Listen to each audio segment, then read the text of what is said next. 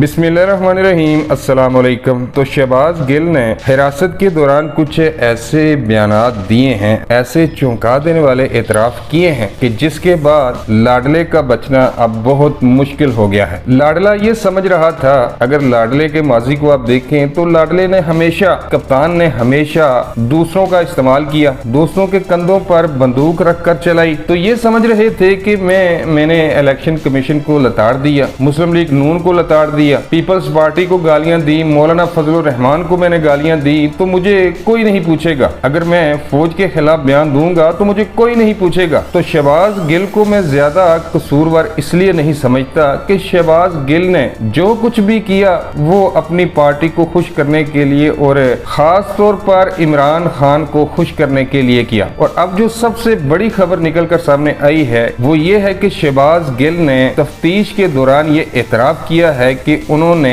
फौज के खिलाफ बयान दिया है, और ये बयान उन्होंने बहुत सोच समझ कर दिया है। इससे पहले पीटीआई वाले या फिर इमरान खान को जब ये एहसास हुआ कि शहबाज गिल ने बहुत बड़ी गलती की है, शहबाज गिल ने फौज में तकसीम पैदा करने की कोशिश की है, फौज में दरारें डालने की कोशिश की है, जो कि सरासर एक गद्दारी के जुमरे में आता है। तो जब इनको एहसास हुआ कि हमारे कहने पर शहबाज गिल साहब ने बहुत बड़ी गलती कर दी है, तो जैसे ये पहले करते हैं कि फौरी तौर पर इन्होंने इनकार कर दिया कि ये शहबाज गिल का अपना बयान है, ये उनकी सोच है, हमारा इससे कोई लेना देना नहीं। पीटीआई की सीनियर क़यादत इमरान खान ने जब से शहबाज गिल को हिरासत में लिया गया है, कोई इसके पीछे नहीं गया, किसी ने इसकी खैरियत मालूम नहीं की, कोई एहतजाज धरने की कॉल नहीं दी गई और तमाम तर मुद्दा शहबाज गिल पर डालने की कोशिश की गई है। लेकिन अब दौरान तफ्तीश उसने कहा है कि ये बयान मैंने सोच समझ कर दिया है और ये पार्टी पॉलिसी की खिलाफ वर्जी नहीं है, यानी कि उन्होंने ये बयान अपनी पार्टी की मुशावरत से दिया है। तो हम इससे पहले भी कह रहे थे कि शहबाज गिल ने जो कुछ कहा है ये एक सोची समझी साजिश है और इसके पीछे कुछ और अनासर हैं। तो अब सारा मामला आ गया है शहबाज गिल के फोन पे। अभी मजीद मालूमात सामने नहीं आई, लेकिन ये कहा जा रहा है कि शहबाज गिल से जो